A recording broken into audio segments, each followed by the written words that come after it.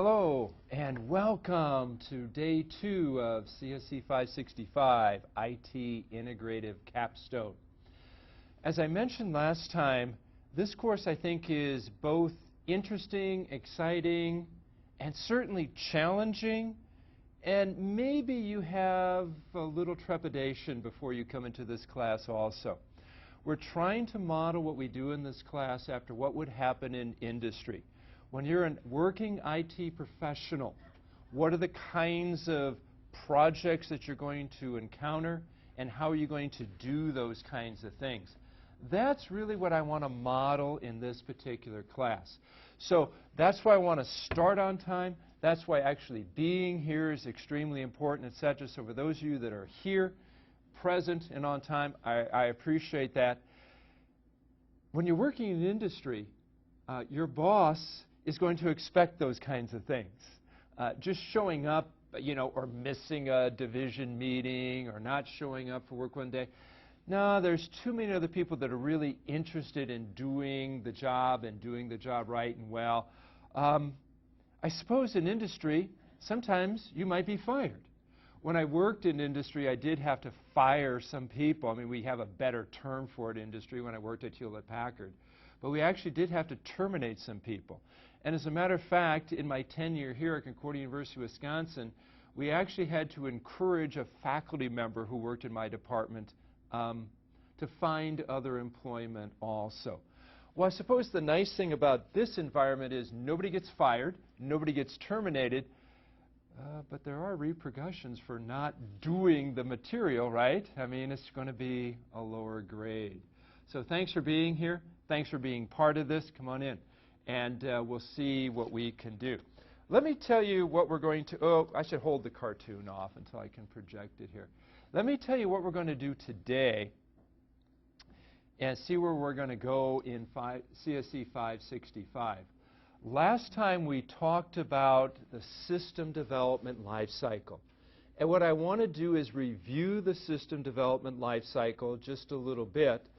For example, the phases in the system development life cycle. If you remember, last time we talked about 5 major phases: requirements phase, specifications, design, implementation, and maintenance. Okay, those are the 5 phases. Now, as I also mentioned last time, the odds of you going and working in any other company, any other IT-related corporation, and that corporation using the exact same terminology that I use here, is probably low.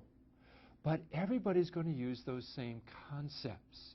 For example, some people just use the phrase requirements when they mean what we're going to mean by both requirements and specifications.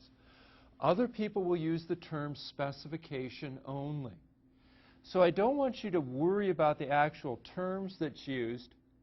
However, that does point out something important. You have to understand what the terms mean, and you have to understand them in a context. Because again, if you go from the model we followed here, like requirements, specification, design, etc., and you go into an industrial setting and they're just going to use the phrase specifications, you have to realize, aha, there's really no way that you can begin with specifications. We have to start with some type of requirements, so that must be part of their specifications phase. So we're going to follow one particular system development life cycle, the one that I outlined last time.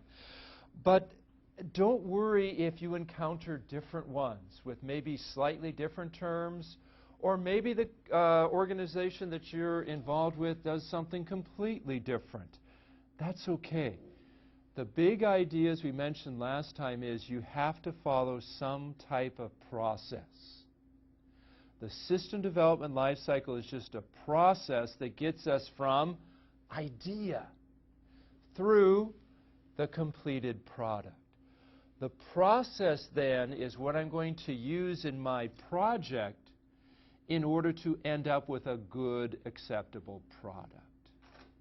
Today what we're going to do is we're going to take a look at this first step in the system development life cycle, the requirements phase. Come on in. And the other thing that I'm going to do is I'm also going to take a look at actual projects. Now, for those of you at a distance, near the end, when we start talking about actual projects, you don't necessarily have to listen or view that. It'll be important for the folks on campus here, and I will capture that because likely you may have some questions about some of these projects, and maybe it'd be helpful just to review that as you go along too. Okay? So that's what we're going to do this evening.